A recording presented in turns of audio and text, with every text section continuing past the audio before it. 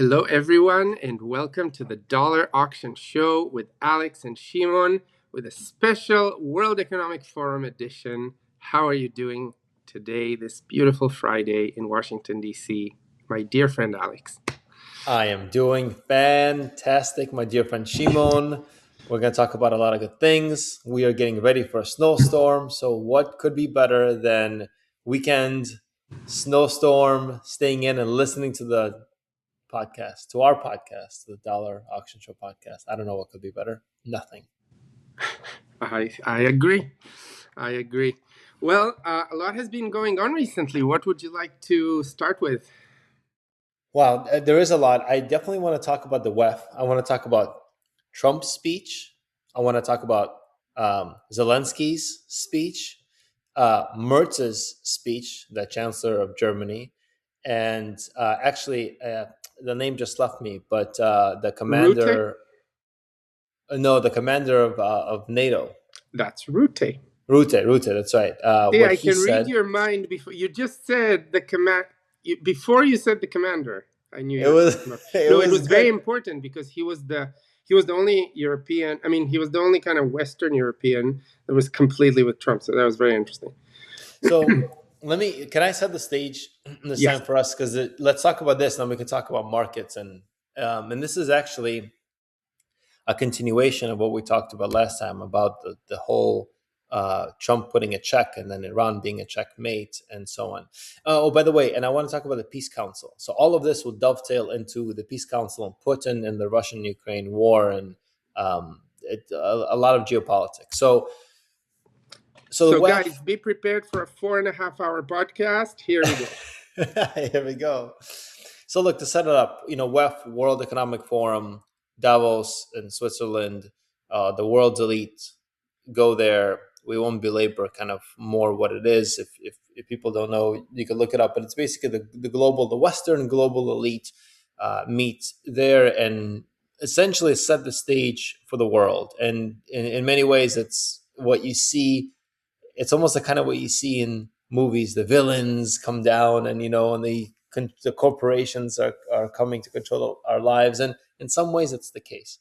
Can I just What? stop you here? I have a really Yeah. funny story about this. So, you're talking about the Western elite. So, we were, when I was living in San Francisco, I had a really good friend that lived in the same building.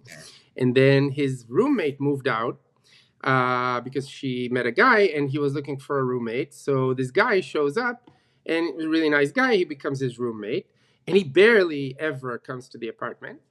Turns out he's a really nice guy. And turns out he's like a wealthy family from the North Marin, which is like the wealthiest part of the San Francisco Bay.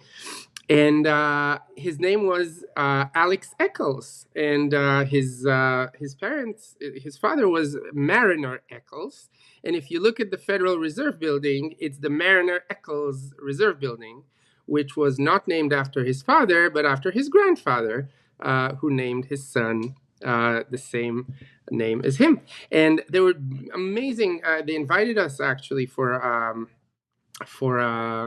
like a dinner at their place. They have a beautiful home, and we enjoyed the beautiful couple. And then one day they said, "Let's go to a restaurant." And there was this restaurant. It's like you wouldn't see it from the outside, anything, but you go in, and it's called Buckeyes, and it's like in North San Francisco. And it's like super expensive. Like everything there is really expensive. And you know what the tagline of the restaurant was? Like literally says Buckeyes, where the elite meet and eat. And that's it. They don't even hide it, It's like, yeah, if you're elite, you come to Buckeyes, you pay a lot of money. And then I think, well, anyway, I shouldn't say anymore. So yes, WEF Davos is where the elite meet to eat. By the way, Scott Bessent was very unhappy with the food at Davos, apparently, because he said that the food was so bad that next year he's going to bring Hot Pockets with him because that would be better. Literally, he said that on camera. Back to you, Alex, after my comedic interruption. Well, I say to Scott Bessent, you pick Scott Bessent, whether you want to go to Davos or somewhere else. That'll be up to you. Well, I also heard that comment. I thought it was pretty interesting. Scott Bessent, I feel like most geniuses, I think very highly of him. By the way, I think he's probably the most capable, if not one of the most, if not the most capable in the administration. But they all kind of go off on their own little tangents. Like, why did he have to talk about the food? What was it almost diminishes him a little bit. It's like, okay, Scott. Good use of the word almost. Exactly. Um, well, okay, so back to the WEF, and for all of our listeners, new and otherwise, to the new listeners, hello, we welcome you to the pod. Um, so okay, the global elite come in. They talk about kind of what the economics and the turning of the times. What was, I think, important? There are a couple macro trends here. One, the WEF has been losing. Before, it was considered this elite club, and I think as time in the last, maybe I don't know how many years, but 5 years, call it, it's almost been pay to play. It's become a little bit more mainstream than what it used to be, and I think that loses its power in many ways. It's become almost like a thing to go and to go to as a conference, and many people can go to it now versus before it was truly a small cabal of the elite. I also think because of what Trump has been doing geopolitically, and really, again, Trump is just a symptom of the problem. And we talked about last time how these things come in these 80-year cycles. And post World War II, we haven't really seen a realignment. We talked about the Korean War and the Vietnam War. It was all about the USSR fighting the US, but not really changing. And what's happening now is it's a completely realignment, a pretty major realignment of the world order. The U.S. interest in the Western Hemisphere, kind of like the Monroe Doctrine. The U.S. aligning itself more with friendly Middle East powers, call it obviously Israel, Saudi Arabia, Jordan, the Emirates, and hopefully Iran, which we'll get to, pulling or acknowledging U.S. meddling in overturning Eastern European countries to become pro-West, which, look, I like, but let's not kid ourselves. In Ukraine, there was a lot of U.S. meddling before the Maidan revolution and otherwise. And I didn't know that. So I heard this on this podcast that I sent you yesterday with, I think her name was Trigonometry was very good. Yeah. So, like, I didn't know that Trump had declassified official documents that show that the U.S. was doing the color revolution in Ukraine. Now, everybody knew that, but like, I didn't know that he actually declassified the documents. And you know what struck me? Nobody in the media spoke about it. Yeah. Like, why do I have to learn about this from a podcast? Well, the whole media, we should talk. Media is just, the media is hanging on to the elite pillars that have been built. And so the pillars that have been built in this multicultural world. By the way, the podcast, sorry, I'm jumping around, but the podcast is called Trigonometry. It's by Konstantin Kisin and his partner. It's a pretty good podcast. So you can go listen to it. There was a recent episode. I forgot her last name, Pippa. She was an advisor to Malgmim. Anyway, look at the WEF episode from Trigonometry from yesterday or 2 days ago. But in many ways, the U.S., it's good that he's declassifying it, but the U.S. has been behind a lot of overturning of powers. Carter in Iran, who brought the current regime there. I mean, us in Afghanistan, us in Iraq. We've us in Latin America and the U.S. in the 70s, 60s, 70s, 80s. We've really messed up Latin American countries. So it's not like we're not dirty and we don't, go in countries and do these things. What's different about Trump, by the way, and I will come back to the WEF. What's different about Trump is he's doing a different doctrine, because the U.S. doctrine before was you come into a country and you do regime change, you take off the government, you topple everyone, and then you institute your own government and you stay there and you rebuild. The Iraq War was a classic example of this, where we went in and we got into these forever wars. Trump's doctrine is very different. Trump's doctrine is take out the leader and then pressure the government through. First establish that you can act on your threats. The acting on early threats, especially vis-a-vis your allies, Canada and others, and him imposing tariffs, shows that you're serious and you will do these things, and gives you credibility to then have threats later on. Going in and taking out Maduro and leaving the government, and then saying to the government, hey, you will abide by our values or whatnot, or else we will do worse things, shows that Trump is credible. So I think I many just people, want to say yeah, the only thing that caused this, the only reason, and look, the war in Iraq was terrible. Actually, Trump said in like they asked him, why didn't you topple Maduro or whatever? Why didn't you? And he said, look at what happened in Iraq. It's like if you fire everybody. It's funny that he uses like exactly. a construction man's terms, you know, like a contractor. If you Fire the fire workers. everybody, then nobody's there to do the job. But he's kind of right, He's though. right. He's kind of right. But you know what allowed this change? The only thing that allowed this change is the fracking and the energy independence, because like without, like, why, we're not idiots, right? Why did we go into Iraq? Because we needed the oil. And now with Venezuela, guess what, it just came out yesterday that they're not, Trump said, I'm not going to provide security guarantees to companies extracting the oil. And most of the analysts now think that there's going to be no increase in the output of oil production from Venezuela. This is Uh, new to me. Why? this is new. Yeah. I don't know why. This is just what happened. And you can check it. The thing is, all of that, and I'm very happy about it, is only possible because we're energy independent. And this is just to show why it's so important for us to be energy independent. Because look, if like you can't heat your house, you invade Iraq. I'm sorry. It's like that. Like it's that. That's the hard Yeah, look, truth, we were right? far from not being able to heat our own No, no, houses. I know, Yeah. but I'm saying, like, you know, if you're not a conspiracy theorist, you would say they jumped on the opportunity. If you're a conspiracy theorist, you would say they orchestrated the opportunity. But it doesn't matter. The fact is that we decided to go into Iraq, and you know, why did we do it? For the oil. And now we don't need to do the oil, so we can do stuff like we did to Maduro, which is much, much more effective, in order to show exactly your point, which is like we're willing to use our power, but we're not going to use it too much just because, like, whatever. Like, we're willing to use it just the right amount of power. And so that's right. I just want to say two things as a quick analogy for the way Trump negotiates. And again, I think many people, especially in the media, completely miss this, or they chase the fancy, the headlines, the things that cause uproar. But to use an American football analogy, there's this thing called the play action pass, which is you fake someone handing off the ball to a running back for them to run, and then you throw the ball. And the only way that works is if you run the ball multiple times beforehand. So you run, you run, you run, and then you fake it. The defense thinks it's a run, and then you throw the ball. What's Trump doing? When he came into his early term, he would the tariffs, and people say are a bad idea. And let's be very clear: the tariffs are a tax on the American consumer. They just are. But why are they important? One, to onshore manufacturing, though that's critical for us, that we need it. As just to give a side example of this, the side example, we're going on a tangent, but I think these are important.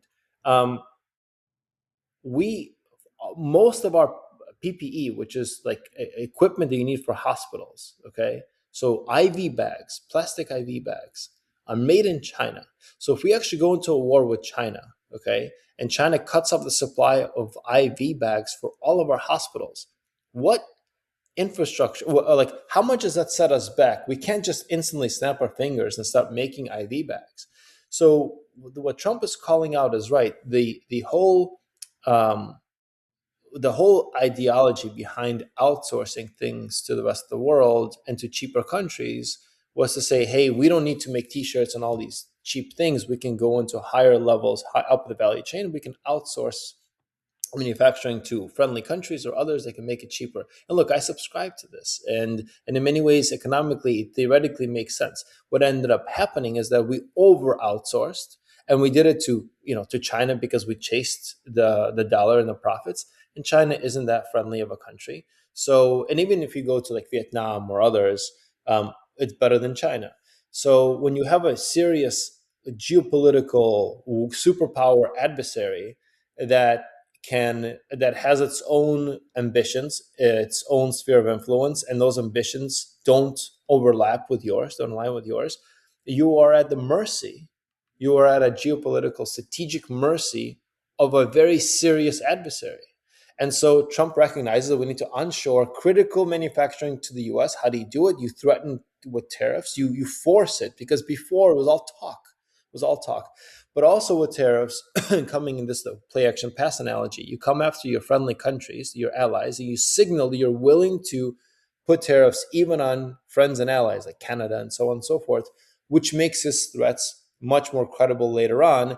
So let me just finish this point. I'll turn over to you because I've been monopolizing the conversation. But going back to Maduro, you take out the head Mm-hmm. and then you pressure the government to do, and you say, I will keep my word and I'm real. And I bet you, whatever we do in Iran, and we talked about last time, there's this option B, which is bad. If he takes out the head and leaves the IRGC in besiege, let's see what happens. But it'll be a similar thing. He'll have to decapitate probably more than just the Ayatollah. But then it's immense pressure for the government to then operate in a way that aligns with our US values. Now, is that being a bully? Yes, absolutely. Is that being imperialist? I mean, kind of. We don't take land, but we absolutely force our values. But that's the doctrine, and that's the path of less blood loss of people. So I don't know. What do you think? No, I completely agree with everything you said. I mean, I think we spoke about it several times, and this for me, I was very happy to see all these World Economic Forum speeches, because it, in many things, it spoke about things that we raised in the podcast. I think the main thing. So first of all, two things. One, I'll emphasize what I spoke about before, which is Trump is monetizing power. So there was a power imbalance between the U.S. and NATO, right? And so the traditional doctrine was like, yeah, we should keep funding NATO, but like nobody asked why. Now, funding NATO is funding Europeans' early retirement. Like, it's very, very important for us to understand. The only reason why the Europeans say that they cannot pay for their own defense is because they give their population many, many more benefits than the US population gets. I really want people to understand it, because there's confusion. People say like, oh, like, you know, they can't pay. It's like, yeah, it's fair to say they can't pay if everything else was equal, but everything else is not equal, right? And so basically what's happening is, like, the way I'm looking at it, it's not like we're paying for NATO. It's like we're paying for Europeans like pensions, and for Europeans like a month off every year, and for Europeans like 2 months maternity leave. Like, you know, my wife says, oh, it's so nice that like in Sweden you get like sorry, not 2 months, 2 years. There's countries where 2 months is California. No, 2 years, like The a Europe mother. of America. No, and you know what happens within those 2 years? You can have another kid. So like you pretty much can like keep getting your salary without working, and we're paying for it by paying for their defense. So they don't have to pay for their defense. And so what Trump said is very simple. It's like, look, guys, you can't have it both ways. Okay? If you want to have your social programs, then you give me pieces of Greenland because I need it, and then you do what I say, and that's it. And if you don't want our defense, no problem. I mean, I don't like that the media is talking about like invading and not invading, and Trump is trolling them so well. Did you see today? I didn't verify it, but I think I saw it on the Polymarket Twitter account that Trump says, I'm going to invoke Article 51 in NATO, or Article 5 or whatever the Article article is. 5. Article Article 5. 5. I'm going to invoke it because we're being attacked by the drug cartels. And I want like Europeans to send soldiers to help us fight off the drug cartels. And it's amazing trolling, right? He's just like a master of the media. Now, look, I'm not happy about everything that he does. I don't know. Look, Iran, even Gaza, I have nothing to say, because everything is fog of war. Nobody knows what's going to happen. So I feel that it's hard for me to say like whether I like the policy or I didn't like the policy on both Iran and Gaza. But one thing that I really like is that he says out loud, he tells Europe, you are sending money to Russia, right? With one hand, they use this money to buy weapons to kill Ukrainians. Why are you doing that? And then you're asking us to send you money, right? To buy weapons so Ukrainians can kill Russians.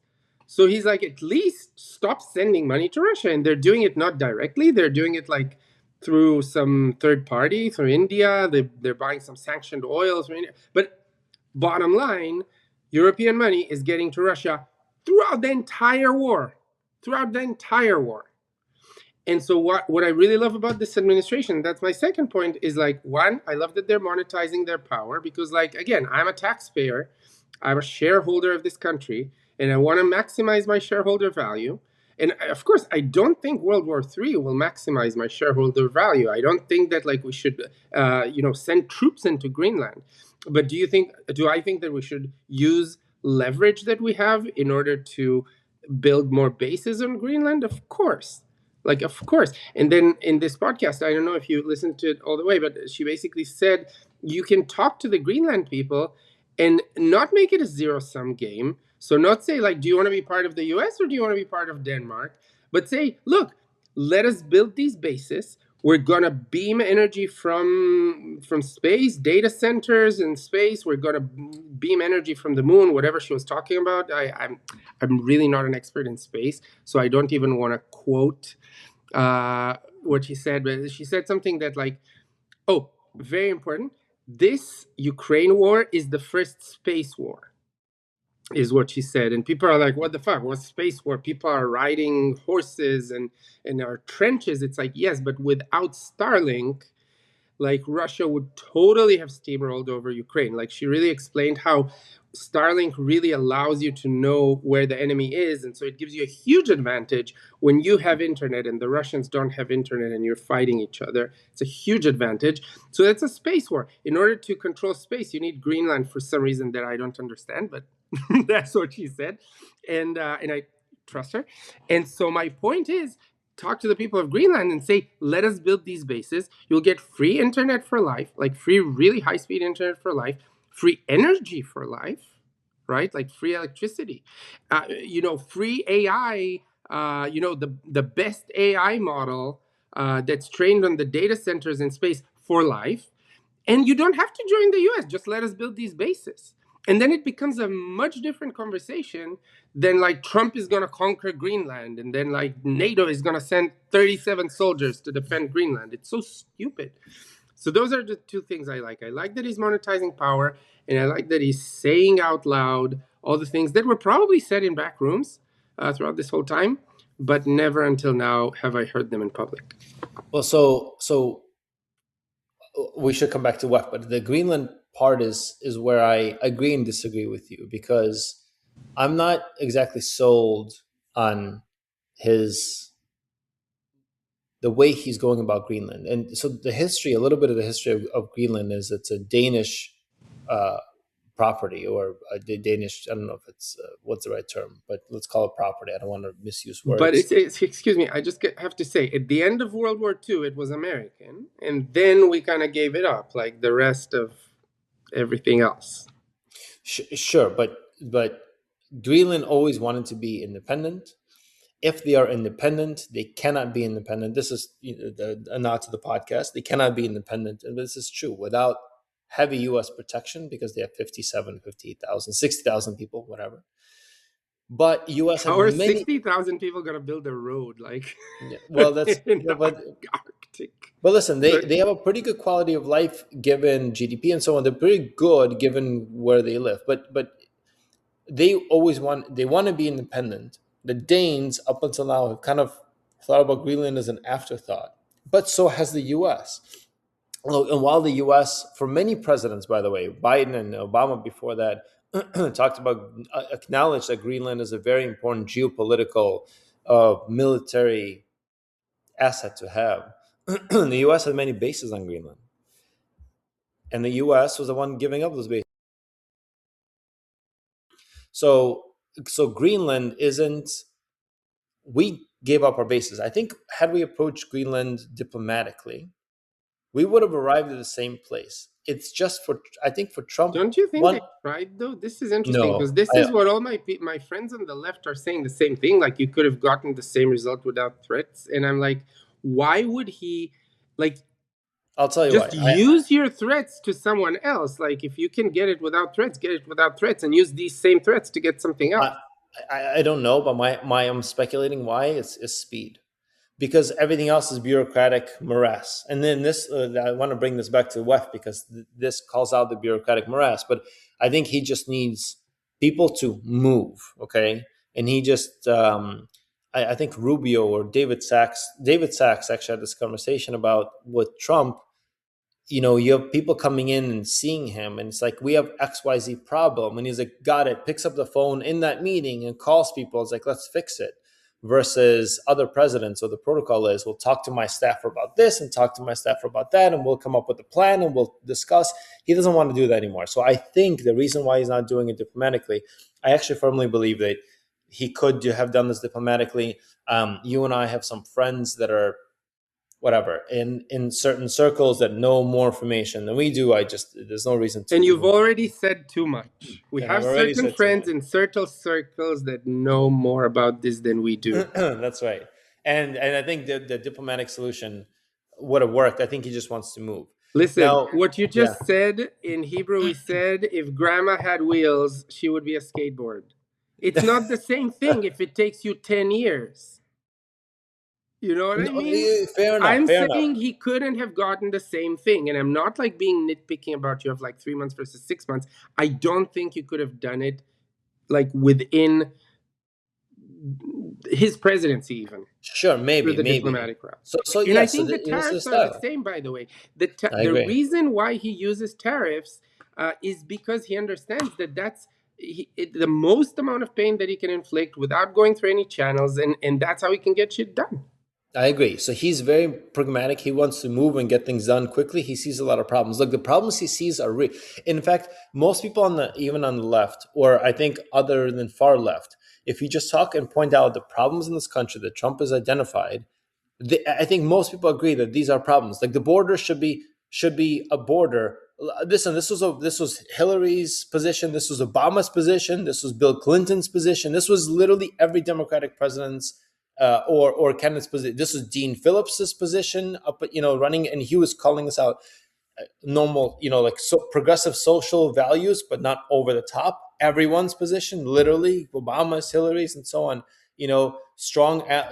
By the way, this is what brings us back to WEF. A strong Europe, a strong Europe is absolutely in our national interest because they are our closest allies.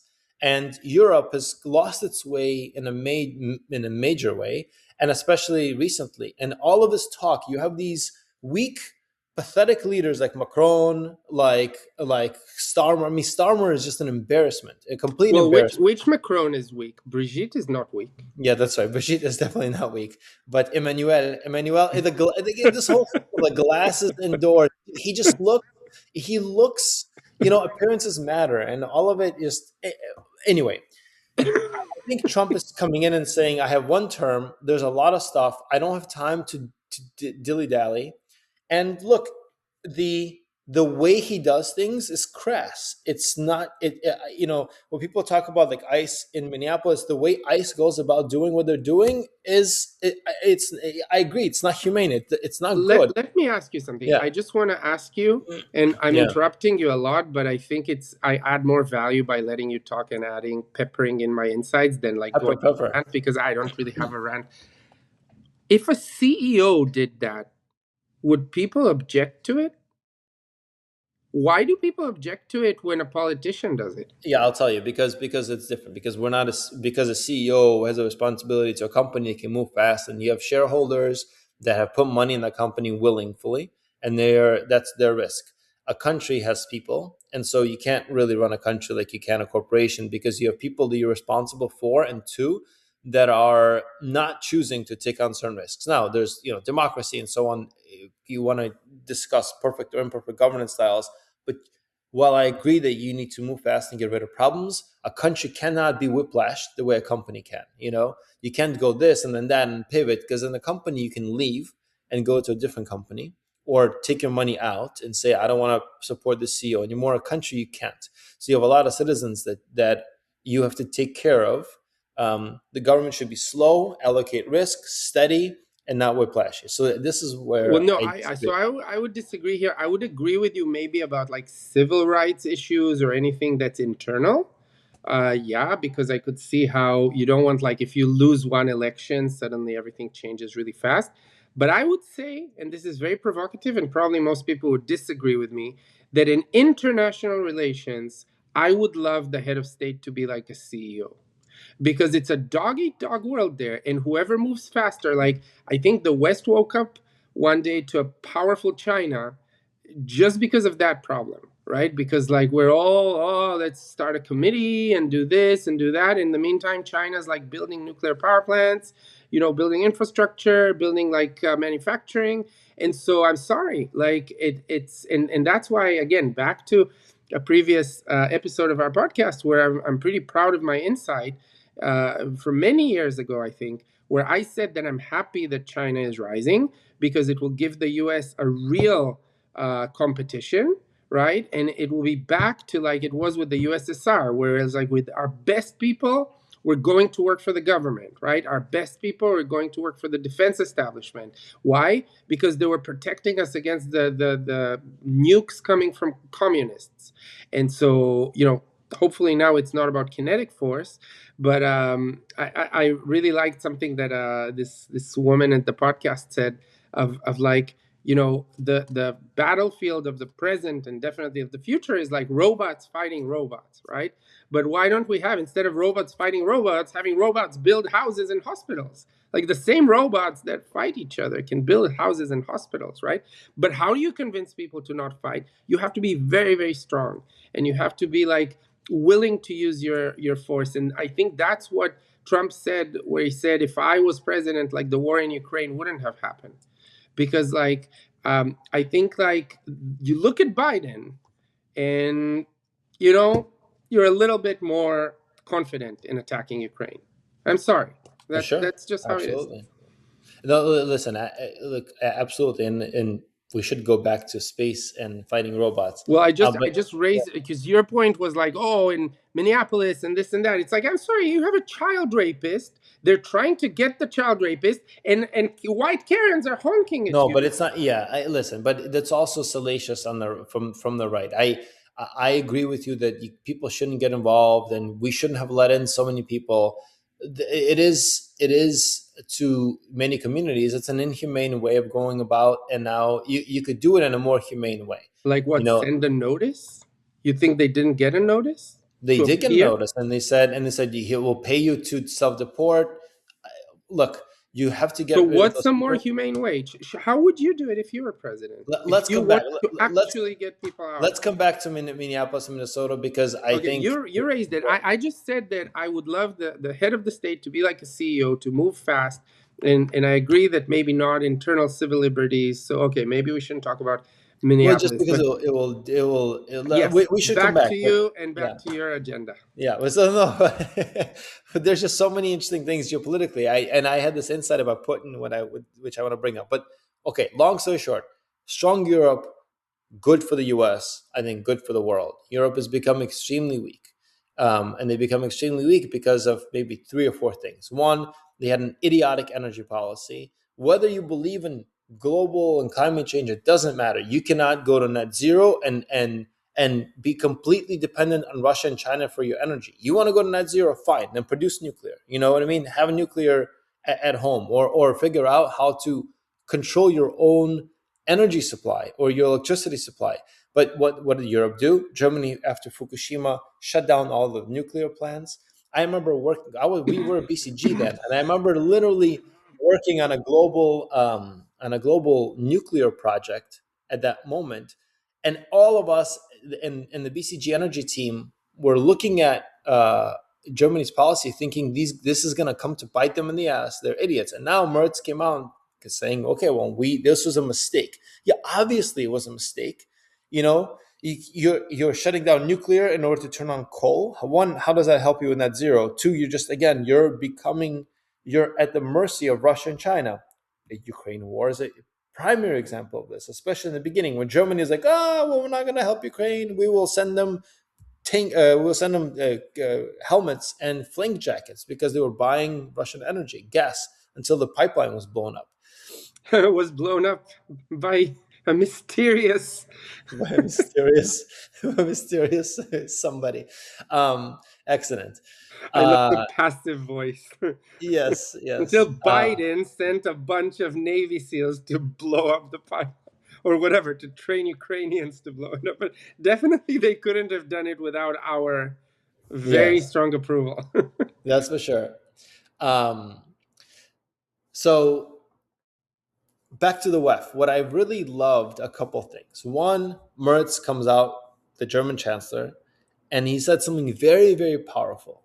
And he said, we're not losing to Russia and China. We're losing to over-regulation and bureaucracy that of our own making. And it's good that it's coming out of Germany, because Germany is always the industrial powerhouse and the powerhouse of Europe. Germany, then France, or call it Germany, England, and then France. And now it's really Germany's fallen to like third place. So at least there's something. Now we'll see what happens, whether they act or not on it. I hope they do.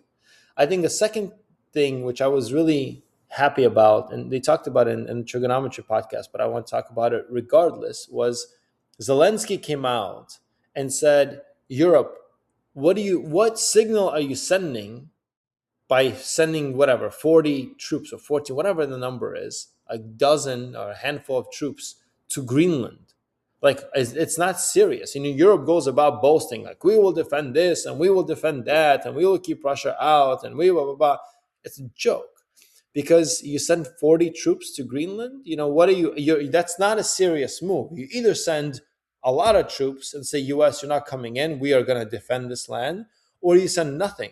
But this is an example of weak, but pathetic leaders in Think of Europe. the meeting. Think of Yeah, the meeting where they had to decide how many people to send, right? How many boats, whatever. Like they had to decide it yeah. at high levels, right? Because it's not something.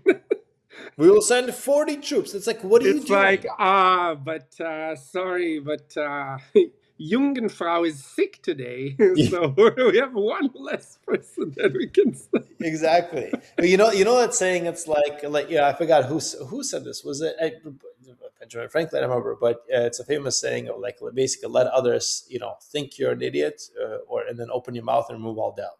It's like, let others think you're weak, or just do this and remove all doubt, because it Yeah. just shows that Europe is completely weak. It's 40 troops. You either send no one and you do this through diplomacy, or you send a lot and you say, no, we will defend this ground for real. We're ready. But this clearly shows they're not ready. What signals does it send to Russia and China? And Zelensky said, what signals does it send to Denmark? What signal does it send to other European nations who would need, quote unquote, defense? And this is what you muster? It's like, I'm just shocked that European citizens, more European citizens, do not realize how ruinous the current governments have made them. It's almost like you have it. Weak men make hard times make strong men make good times make weak men. This is Europe as good times made weak men, and weak leaders now are about to be changed all over the world. And this is why we have Trump. We wouldn't have had Trump 20 years ago. There's no way we would have voted for someone like Trump. Things were too good. Things have gotten so bad that it's like, I use this analogy with our friend yesterday. We have a mutual friend. It was his birthday. We went out. If you have a child that's a problematic child at home, you try to straighten them out and so on. A lot of families, when a child keeps on misbehaving, getting into serious trouble, send that child to military school. Military school, when you have a Marine Corps drill sergeant, don't come in. They're not like, please stop this. No, they break you down hard. A military drill sergeant it's Trump. This is what Trump is. Trump is a Marine Corps military drill sergeant for the world that's coming in and saying, enough of the BS, enough of the bureaucracy, enough of the weakness. We need to change course immediately. Now, the person comes back and they're straightened out, but they have the Marine culture. So, is the price to pay for what we've done for a few decades of kind of the Trumpian style of, bombastic rhetoric and maybe harshness? Maybe it is, but we're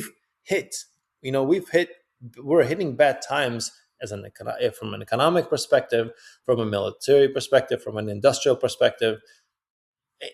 So these talks, for the first time in the West, people are starting to call it out. And then Trump comes in, and for an hour and a half, or whatever it is, just goes point by point, talks about how weak Europe is. I mean, he goes on these rants that he does, you know what I mean? But he's a lot of things he said were right.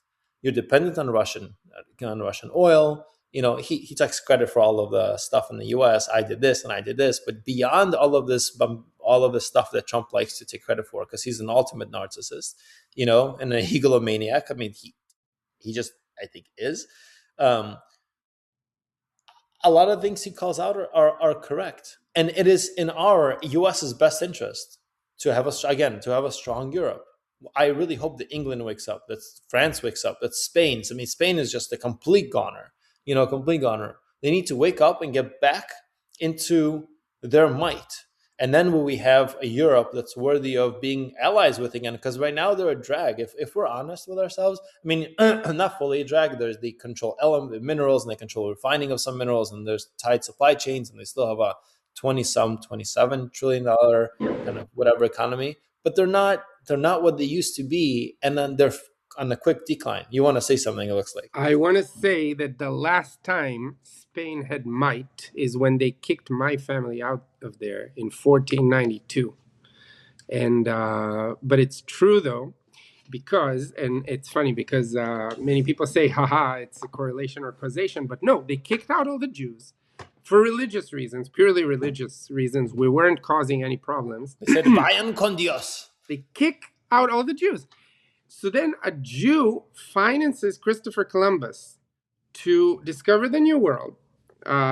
He left in the blessing of, I think it was Spain, right? Or was it Italy? Anyway, no, he was from Italy, but he left from Spain. Anyway, they discover the New World. They discover all of this crazy gold. By the time they extract the gold and bring it back to Europe, all the Jews had left. It's been like 2 generations already. It was like 40 years or something, or 80 years. And guess what happened to all the gold? What happened to all the gold? It created hyperinflation because the structure of society in Spain, and you guys can check this on ChatGPT. I just know because this is my family lore, and this story has been told to me as a Sephardic Jew. A third of the country was priesthood, which is basically the same like government. A third of the country was army, and only a third of the country was productive. And so then when you bring in so much gold, it's just like created a hyperinflation in prices, and it destroyed the economy until they basically said, look, we got to stop sending this gold into the market. And so what they started doing is melting this gold and just covering their churches with gold, just so it doesn't go to the market because of the hyperinflation, because they didn't have anybody to manage it well and to invest it and stuff like that. And so I'm really not optimistic about Spain. I'm sorry. I'm not optimistic Look, about Spain. Germany, I'm optimistic because they're industrious people. UK, I'm optimistic because they're an industrious people. But like France, Spain, I don't know. And then, of course, there's the countries that were never empires, and that's fine. But I'm talking about the empires, right? Because like Spain controls, look at South America, right? France, look at all of Africa, and like a lot of the Far East was controlled by France. So all of these just like completely, I don't know why, I don't know, they're not industrious. So that's why I'm not optimistic about Europe. I don't know, At are you all? optimistic about Europe? They have I a low want to birth be. rate. Well, yes, they have very low birth rates.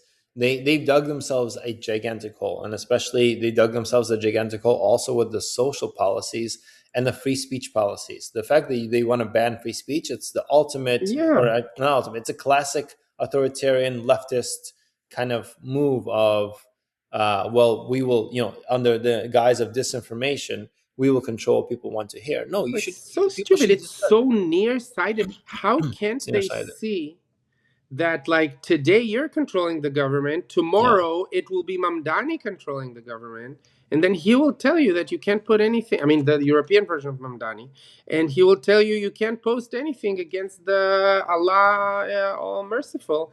And the next thing I heard that in Iran now, If you don't wear your hijab, they use artificial intelligence to just send you a fine to your phone. Like no big deal. They don't like stop and arrest you anymore because it's too expensive. They figured out that it's much better. You just get a push notification. Click here to pay your fine for not wearing your hijab. That's where it's going if you don't have freedom of speech.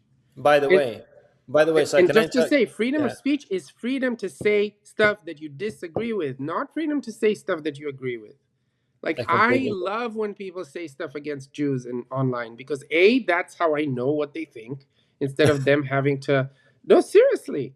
I mean, this Miss Rachel, she likes the post of like, "Let's free America from the Jews."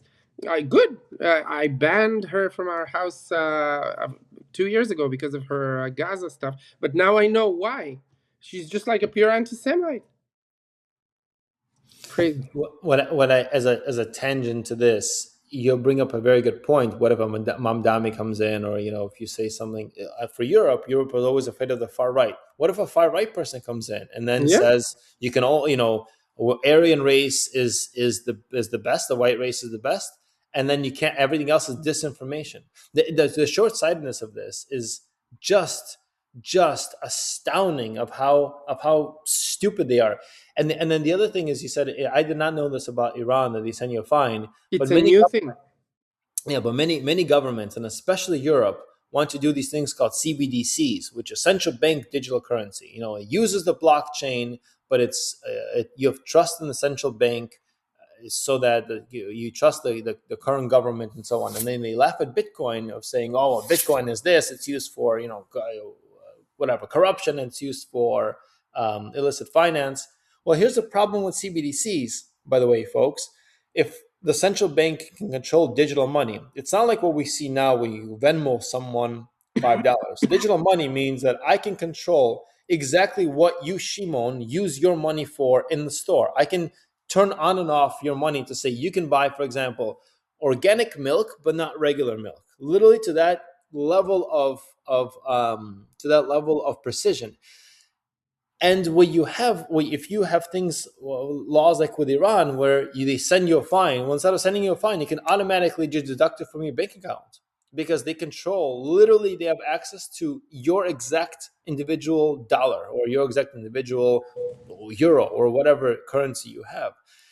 That's scary, right? If you don't do it, if you don't wear a mask in COVID, or if you didn't get a vaccine, or if you don't do whatever, or if you don't hang up with the American flag and say a Pledge of Allegiance every single day into a camera, whatever that scenario may be, the government can instantly and automatically take money out of your account, or shut down your accounts. And if you sit here and you say, well, no, that's crazy, these guys, okay, conspiracy theorists, this will never happen in the West.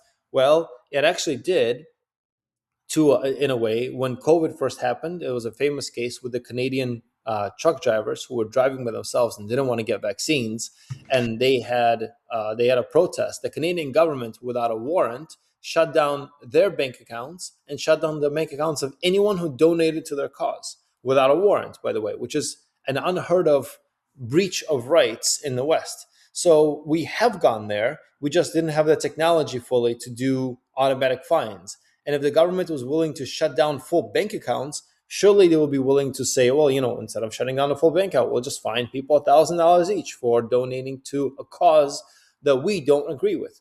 And that's extremely dangerous, because not only is your speech shut down, then your purchasing power and your life battery will be shut down. And again, this does happen today in the Western world, and not today, 4 years ago already in the Western world, 5 years ago.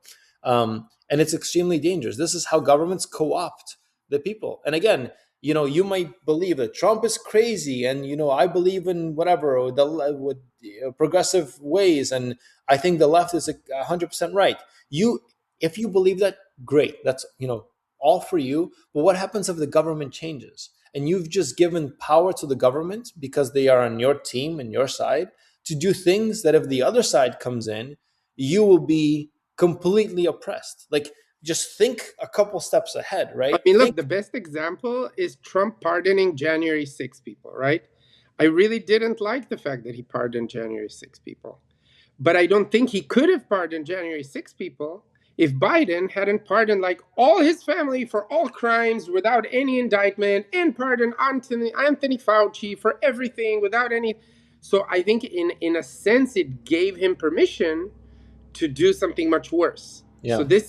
this is a really good example of, like, probably the Biden team was thinking, look, I mean, they're probably going to go after Fauci because of these stupid conspiracy theorists, and they're probably going to go after like Hunter because of Russian stuff on the laptop that wasn't even true and it was planted. So let's just pardon all of them. Okay, so like, what, you think Trump now is not going to pardon like his son from like laundering money if it ever becomes a thing? So that's very dangerous. That's what I'm saying. Whenever you use an extreme power, to pardon your family or to like blanket pardon people, don't be surprised if the other side, or lawfare, right? Now they're like, oh no, Trump is like going after people just for political reasons. He's going after the prosecutor, whatever, just because she lied on her mortgage. Well, guess who they went after for lying on some bank statements, The whatever. valuation. Yeah. So it's the same thing. So They went like after Trump. again, They went after exactly, they Trump. went to, yeah, thanks. I assumed everybody knew, but yeah, they went after Trump for a deal. By the way, there was a private deal between Trump and a bank. It wasn't like subsidized by the government. It wasn't anything, right? Trump said, this is what I think my home is worth, right? And then the bank said, okay, we will lend you money against your home, against this valuation. And like, look, you could make a really good case that like wherever Trump lives is worth more than He the just house next to him. he had a different value on his taxes. That's the issue. But whatever. Like, Oh, okay, I didn't know about that. yeah, that was the issue. But So they went why after why him. didn't so why didn't they like convict him on that? He was found guilty. Well, no, he was found guilty of the 150 payment to the. No, I that's what don't I'm remember the saying. details. From what I understand, it's not that he lied, it's that the value that he claimed was higher than the value that it's appraised at. That's my understanding. Because otherwise, if you say to the bank, my home is worth whatever, $100 million, and then on your taxes you claim it's worth less, that's easy. That's an easy conviction. Because then you're just not paying your taxes. So I don't think it was like not paying taxes. I think they just went after him for a technicality, for something where he basically got a loan with slightly more favorable terms from a private bank that willing He got. didn't. I'm just looking up. He was not guilty of real estate valuation fraud, but then faced a significant civil penalty. But the point ultimately is that Democrats, once anyone goes down the lawfare route, that's it. The other party is going to do the same thing. Now they're talking about when he gets out of office, we're going to come over and sue all of them. So what's Trump going to do before he comes out of office? He's going to pardon his whole family, just Exactly. like And he's Biden did. gonna use the video when people from the Republican Party are like, why are you pardoning whatever your son? And again, I don't know anything. I don't even think his son is doing anything wrong. But I'm just saying, suppose in an imaginary world, one of his sons steals a lot of money from the government, right? Yeah. And then he writes him a pardon before leaving office. And then people from the Republican Party are like, no, you're going to hurt our, midterms, Damage, whatever. yeah. And then he'll say, no, no, look, they said they'll go after my family. They'll go after all of them. I got to protect them.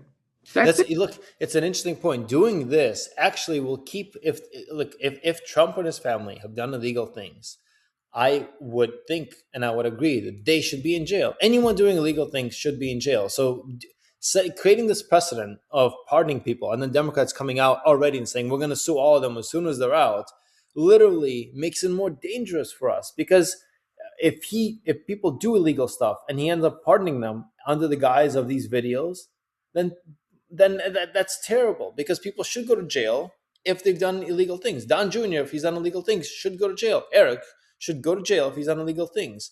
But now there's a guise to blanket pardon them. This is what, like, we've gone so far on the left into these insane statements. It's like these insane policies that are short sighted, that are weak, and that create a much more dangerous world under the guise of disinformation and misinformation, and Trump is this and Trump is that. And for me, it's you and I, obviously both live in DC. You live in a little bit more moderate area. I live in a very liberal area, and I'm constantly called like MAGA. I'm MAGA. I'm not MAGA. Really? I feel all the time. I feel Wait, like I'm. who? Like I am. close friends call you MAGA or people? Just enough people around. I have far right views. I think You, my views you are don't you don't have essential. to you don't Yeah. have to tell names or anything, but is it people that know you or is it people that know of you?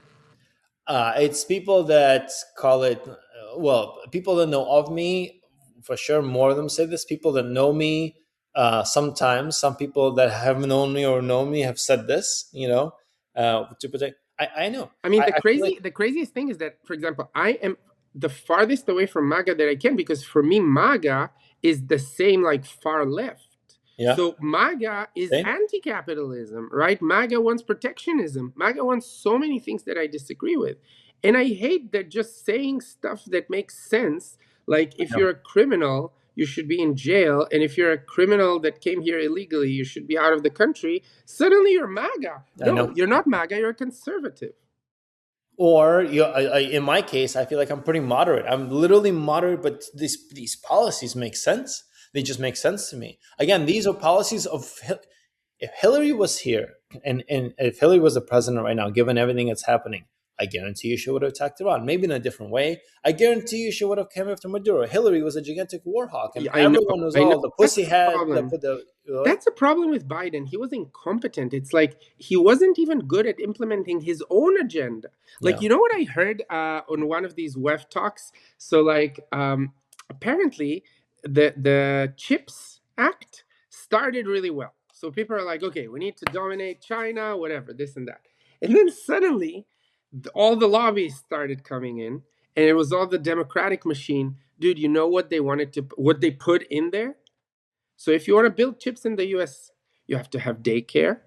You have to have daycare for the workers. You have to are you have sure about this? yeah, like I heard it on like WEF. Someone said it on a WEF talk. I don't have it now, but basically they gave it as an example of how like a good intention can end up being really disastrous just because of the execution. So I really think that the intention for the Chips Act was good, but like they ended up putting so much bloat into it that it ended up not being competitive. So it's like you can't, like if you just subsidize an industry by throwing money at it, but then you put so much regulation on it, it's just like how amazing would it have been if Biden quit and announced Hillary Clinton as the candidate?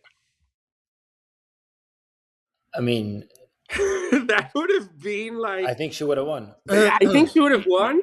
I think because like all the people that were like, woman president and Trump took it from her, they would never let him take it from her again.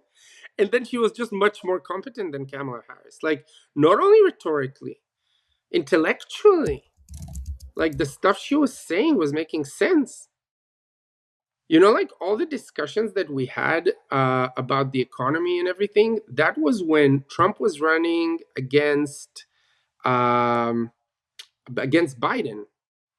But like when Trump was running against Hillary, I didn't support Trump. Yeah, I yeah. didn't. I remember Kate and I were shocked. We were like shocked. I remember we were in Israel. I don't know if I've said this story, but we were in Israel and when Trump won, and like we went to Jerusalem with my parents for like a tour in a church, and there were a bunch of evangelicals. And then my mother, she loves making small talk with people, so she gets to one of these evangelicals and is like, "How do you feel about the outcome of the elections?" And she's like, "Oh yeah, we're very happy. We're very happy." And she's like, "Really? You're happy?" And she's like, yeah, we're very happy because, like, she's too much of a feminist. I'm not a feminist. She's too much of a feminist. So I'm happy that he won. That was the response. Who? Wait. So who said this? The evangelical woman in Jerusalem. Wow. Wow. that Hillary Clinton was too much of a feminist. Wow. Wow. Wow. Ah, good old 2017 when times were simple. All right, listen, I did a live check on the 75%. There's a figure that 78% um, of a certain sub budget went to compliance. So we'll need to check it. But there's a certain sub budget where 78% went to compliance costs. But anyway, Wait, was it 78% of the compliance budget? Valerie, the claim that 75% of the budget for fire mitigation in Mount Diablo State Park, that's Mount Diablo State Park, is No, spent no, on I'm not talking about Mount Diablo State Park. I was talking about the Palisades fire. well, Anyway, let's. I'll just check it. I'll cut it off if it yeah. didn't happen. We shouldn't waste time on it. All right. Well, we probably should start. This has been a really good episode. We should start wrapping. But I want to say one thing, just to come back to WEF and Putin. So Trump is creating this thing. Actually, let me pause. And back up. My thesis has always been that Trump will be able to tie out the Russia-Ukraine war. Why? Because he'll bring Putin back he'll basically exchange for Putin. Stop the war, get land, and come back to the global stage. And actually, in the last episode, I talked about how I'm surprised that this didn't happen. I was wrong. Well, Trump is creating this peace board, essentially people to govern Gaza and rebuilding of Gaza. And he invited Putin to be on the peace board. And yesterday, today they're supposed to have trilateral talks between Russia, Ukraine, and the U.S. in the UAE. I actually don't know how they're going or what the news out of that. Yesterday, Witkoff and Kushner were talking to Putin at midnight until 3 a.m. Russia time. Okay, so that's not like a usual meet and greet to wake up at midnight and talk until 3 a.m. What I suspect is happening, and if you're Putin, let's the hand you're playing is this: you have these weapons, but you don't have a high birth rate. Your people are dying out. Your economy is dying out, and you need to fund this war in Ukraine. Now you don't have access to Venezuelan oil, and you can't launder and buy money through Venezuela anymore. So and Iran is extremely weak. So your influence globally is falling, right, or is almost done. You can shoot your Oreshniks, which are the hypersonic missiles, but you shoot too many of them, and you show the hand of how many you have. So for them, it's important to shoot a couple to signal that they have this big threat of this weapons cache that America and the West doesn't know about, but not to actually use them. And I don't believe that Putin would ever use a nuclear weapon, maybe some small tactical nuke, but an actual nuclear war nobody wants. Given that fact, your off-ramp, if you want to remain a global power, is not to actually showcase your weapons. It's to remain and to hide them under a veil of a threat. So you want to, because once you show them and you use them, you're actually shown to be a paper tiger. The more you use, the less power, the weaker you are. I mean, it's just like Hezbollah with Israel. Everybody was so freaking scared. My family, everybody was so scared. They were talking about 150,000 rockets that are pointed at us, right? But then when they tried to shoot them, we knew where they were and we destroyed all of them before they were shot. So it's like, yeah, maybe you don't want to. The threat is more powerful than the execution, for sure. I think it's always more powerful, because once you use it, that's it. Now there's the threat, it's gone. So if you're Putin, you rather cut your losses, I think, with Iran, and you sell it at 3 cents on the dollar versus the whole thing. So I think there's some sort of grand bargain where it's like, hey, Russia, you pull out the Iranian regime and they can stay there. You take all their gold. We'll let China still bring in some weapons to make it look like Russia and China are supporting their allies, because you need to have this look. But Iran is done, because the Middle East cannot go back to where it was before. We're going to go in and we're going to take out the regime, which I think Trump is still going to do. But I understand you need a geopolitical place in the Middle East to play a major role. So you get a seat on the peace board, and you get a seat in rebuilding Gaza, and you get on the front lines of the hottest issue, the Israeli and Gaza, whatever issue, especially if you believe that Israel Saudi Arabia, UAE, Jordan, Egypt, or whatever will sign, Lebanon potentially will have this expansion of the Abraham Accords, Iran with the Cyrus Accords, and all the innovation and boom will come out of the Middle East. So you can have a seat at the table, and next generation, or you can fight this war, and we're going to cripple you economically because we're going to jack up our military spending to 1.5 trillion, which you and China cannot keep up with. So you're going to be behind over the next 5-10 years militarily, no matter what. You have this, and by the way, your air defenses are shit, and other things are shit because we went and took out Maduro. This is the genius of what Trump is doing. Yeah, I know. Or you can have your threat, your veiled threat that you're still a big bad wolf. Don't use your weapons. Have a seat at the table, but Iran has got to go. I think, and maybe the unfortunately the trade off is that we're going to pressure Ukraine to give up Donbass and Crimea. So you take that, we take Iran. You get a seat on the peace board, and we tie up all these things, and then we go back to, like in a podcast, hugs and business. I think this is what's happening. We'll see over the next months whether this actually happens. But I think, if I'm speculating, this is what's happening in the global stage. And it's the great superpowers, cutting deals. The US emerging as number one. China will be a clear number two. And Russia will be, a clear number three, with Europe versus the Middle East vying for power, but in some sort of fourth position. Or Russia will be fourth and Europe will be third, something along those lines. But that's the order. I think that's the rank order that they're all kind of agreeing on, without necessarily going into a hot war. And by the way, Rubio signaled this. He said, we need to cut a deal with Russia. No one wants a hot war, a U.S.-Russian hot war. What do Yeah. you think?